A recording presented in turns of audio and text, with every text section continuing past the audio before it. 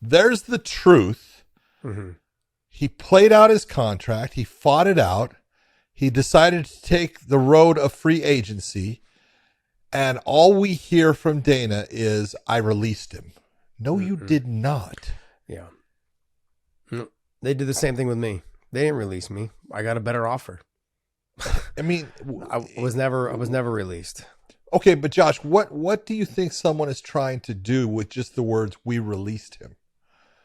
Just trying to say that he didn't cut it. We got rid of you. Go. Fired him. We got rid of you.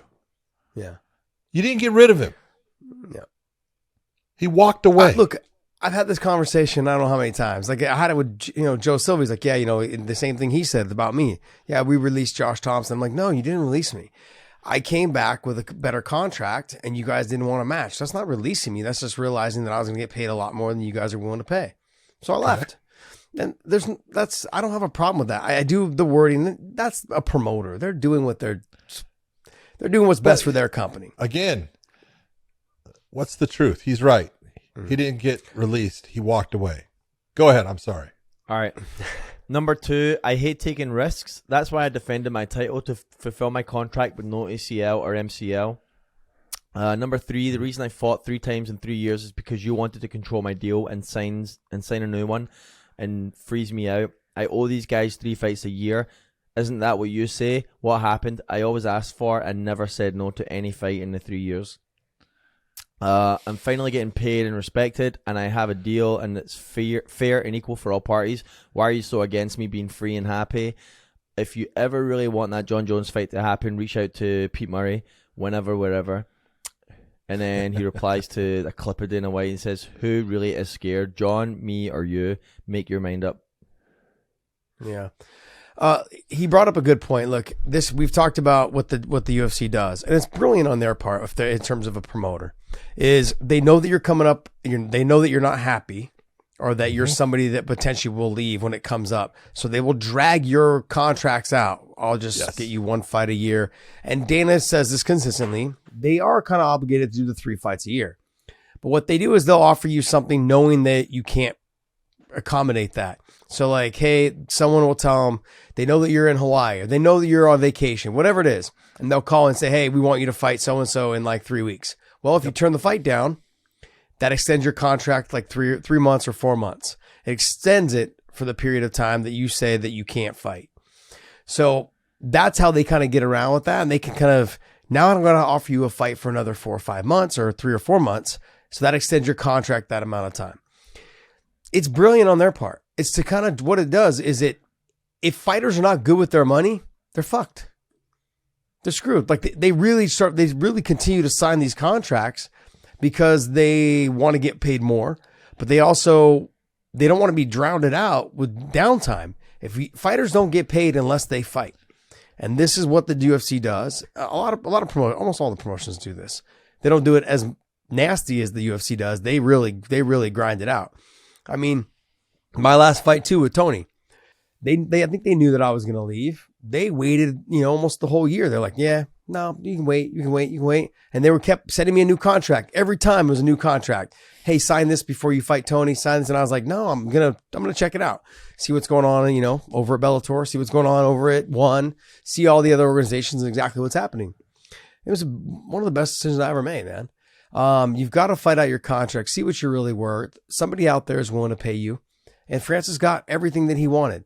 I do agree a little bit with Dana. They are paying him to sit on the bench, John, for a year. And you're paying him to train to fight a boxer. Let me ask you this, though. What are they paying him? He gets paid for what? No, he got a signing bonus. Okay. He got a signing bonus. Hold on. I don't know how much. I just heard he got a signing bonus. I'm just going to ask you real quick. So when you signed with Bellator, did you get a signing bonus?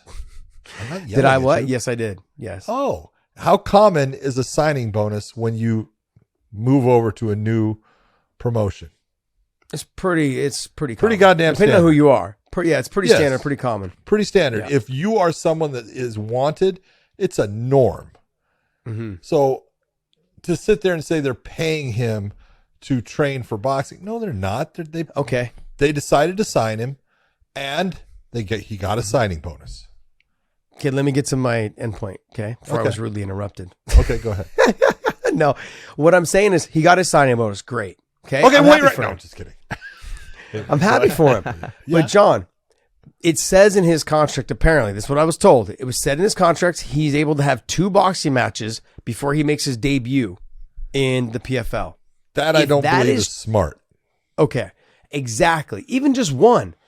The guy that is the UFC champion goes and gets knocked out in boxing or gets beat, decisively. Now, whatever I had gained in terms of bringing him over from the UFC into my promotion, I've kind of lost them a little bit. I've started to lose some of the casual fans that were following him and his story and what's going on with Dana. I'm kind of losing that. Now I just paid all this money for a fighter who was the UFC champion. And now his values just dropped because he got knocked out or he got beat in boxing. I agree with you, and I agree with Dana when he says, I don't like this. If I was Dana in his position, I wouldn't like it either. I don't want any of my fighters trying to step into a boxing ring and fight somebody who is a boxer under their rules, because the likelihood is the boxer is going to win. I don't blame Dana at all for not liking it. I don't blame the UFC as a company, Hunter Campbell, all those dinners that Dana's talking about. Yes, I know that Hunter had a lot of meetings and dinners with Francis, but the reason why was never money. The reason why was Francis wanted a contract where he could go and box. He wanted that contract with the UFC. The UFC did not want to give him that in the contract. And I don't blame them for that. I actually think the same thing as you. You're my heavyweight champion. I can't have you going and boxing somebody in their sport, and the chance of you losing, in my opinion, is pretty high. That's not going to do anything for me as a promoter. In fact, it's going to damage the value. I don't blame them, but that's why he didn't sign with the UFC. It was as simple as, here's a guy that says, I want to go do something. His company that he is fighting with says, we are not going to allow you to do that. That's why he did everything, going through all these motions and everything to get out of the contract. That's why he did it, because he had his mind set on something that he wanted to do. I don't blame them for not liking it, but to sit there and then to twist the truth, because that's really what's happening. You're twisting things. You're trying to say that he's afraid. He doesn't want to fight competition. If he didn't want to fight competition, he wouldn't be trying to get a fucking goddamn boxing match with either Anthony Joshua, Deontay Wilder, or Tyson Fury.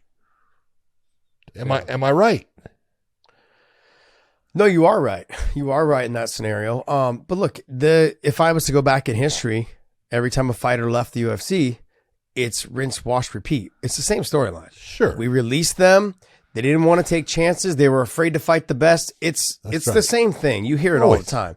He's just doing his job as a promoter, though. And no matter how filthy dirty we think it is, and I agree, it's his job to he's promote doing his his job as a promoter. But how stupid is the goddamn MMA media when you're asking him about these things? They're how not stupid, John. They're just chicken shit to ask. Jesus, they're chicken Christ. shit to press on him. They won't get credentials next time. And I love it when these media guys, okay, it was when they say, "Oh, that doesn't happen anymore." You guys are fucking liars.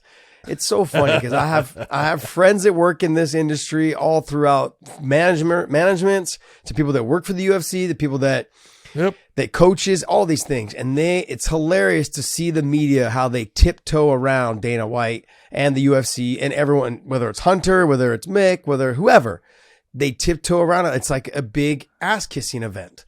And it's true. It's every single time. Some of the fighters, they get disgusted, like, man, my fucking manager, when I see him the way he is around Dana or Mick or anybody else, they're like, man, it's a fucking ass. They're just chasing him around, and like a total ass kissing event.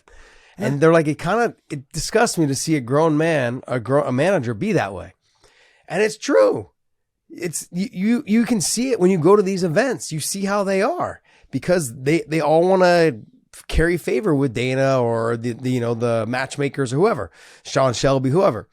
But I still don't get mad at Dana for just doing what he's supposed to be doing. He's promoting his organization. His job is to make his organization number one in everyone's mind.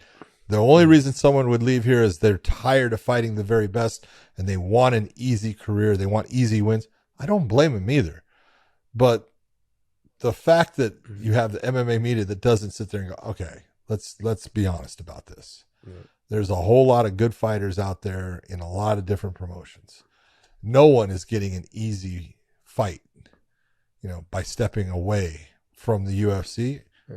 They have a tough fight in the UFC, and they're going to have a tough fight in any other promotion they go to, especially for the money that the PFL is going to be paying Francis and his opponent.